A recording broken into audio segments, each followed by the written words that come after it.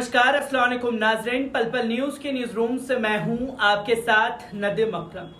ऐसी वाणी बोलिए कि सबसे झगड़ा होए, ऐसी वाणी बोलिए कि सबसे झगड़ा होए, उससे ना तुम बोलिए जो तुमसे तगड़ा होए। जी हाँ, मैं ऐसा इसलिए कह रहा हूं क्योंकि नवनीत राणा की तस्वीरें आज सोशल मीडिया पर वायरल हो रही हैं, जिसको लेकर के गोदी मीडिया के जो एंकर हैं वो ये बताते हुए दिखाई दिए कि देखिए आज नवनीत राणा का जो है रौद्र रूप देखने को मिला लव जिहाद के खिलाफ। और ये वही नवनीत राणा है, जब उद्धव ठाकरे मुख्यमंत्री थे तो इन्होंने नफरत फैलाने की कोशिश की थी और इसी नफरत फैलाने के चलते उन्हें 13 दिन तक जेल की सलाखों के पीछे जाना पड़ा था।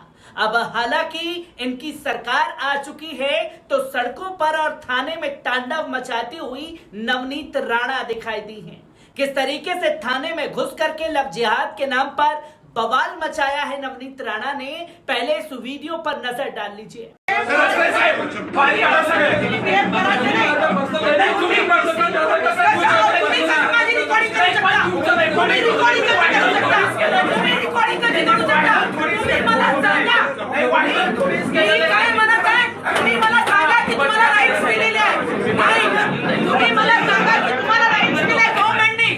तुम्ही मला सांगा की तुम्हाला राईट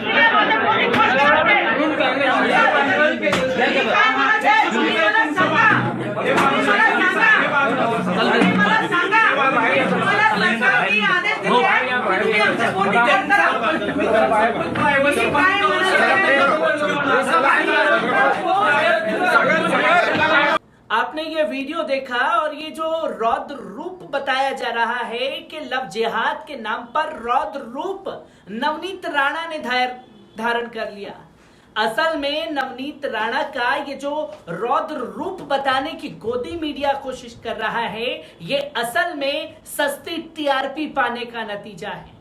अगर आप कुछ नहीं कर रहे और जब जनता आपसे सवाल पूछेगी मैम आप सांसद बनी, आपने क्या कार्य किया क्या नहीं किया, तो ये मैडम कहेंगी कि मैंने हनुमान चालीसा पढ़ने के लिए उद्धव ठाकरे को ललकारा था, जिसके चलते मुझे 13 दिन की जेल खानी पड़ी। और जब पूछेगी जनता कि आपने काम क्या किया, तो मैडम कहेंगी कि मैंने लव जिहाद के नाम पर थाने के अंदर दहाड़ा था।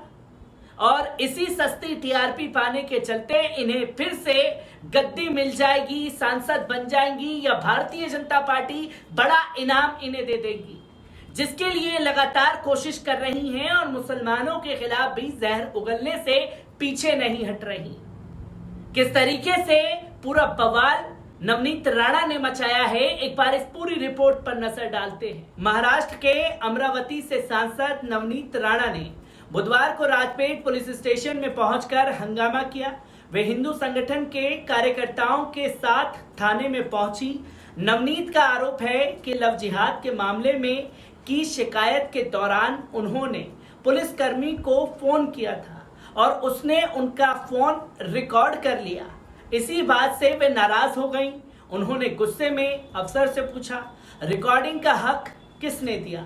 राणा ने कहा, लड़की के माता पिता मेरे पास शिकायत लेकर आए। लड़की को अंधेरे में रखकर उसकी शादी की गई है। इसको लेकर जब मैंने पुलिस स्टेशन फोन किया तो पुलिस ने मेरा फोन रिकॉर्ड कर लिया। किसने उन्हें मेरी कॉल रिकॉर्ड करने का अधिकार दिया? लड़की का अपहरण हुआ है, वे उसे ढूंढकर सामने लेकर के आए। पुलिस ने राणा को जवाब दिया कि उन्होंने इस केस में सब्जी बेचने वाले एक युवक को हिरासत में लिया है। नवनीत राणा ने आरोप लगाते हुए कहा कि अमरावती को बदनाम क्यों किया जा रहा है। 19 साल की हिंदू लड़के को पकड़ लिया गया। वे राज से जांच कर रहे हैं लेकिन कुछ पता नहीं चल रहा है। लेकिन लड़की कहां है, इस बारे में कोई जवाब नहीं दिया जा रहा। राणा ने यह भी कहा कि लड़के के परिवार को पकड़कर यहां ले आओ, 1 घंटे में सब कुछ सामने आ जाएगा। मीडिया से बात करते हुए लड़की के माता पिता ने कहा कि मेरी बेटी 12:30 बजे बैंक गई थी, लेकिन बाद में उसका फोन स्विच ऑफ हो गया। लड़की के माता पिता ने कहा कि लड़का हमारे घर कभी नहीं आया। तो वहीं बीजेपी सांसद अनिल बोंडे ने कहा कि धरनी और अमरावती के ऐसे दो मामले हैं जहां धरनी की बेटी को हैदराबाद ले गए हैं। उस लड़की ने भी मुझे फोन किया, वे अमरावती आना चाहती है।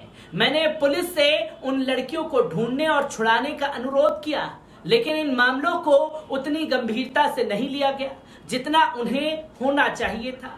ऐसे ही 20 मामले धरनी में जबकि 4 मामले अमरावती में सामने आए हैं। अगर इन बच्चियों के माता पिता शिकायत लेकर आते हैं तो उनकी शिकायत नहीं दर्ज की जाती।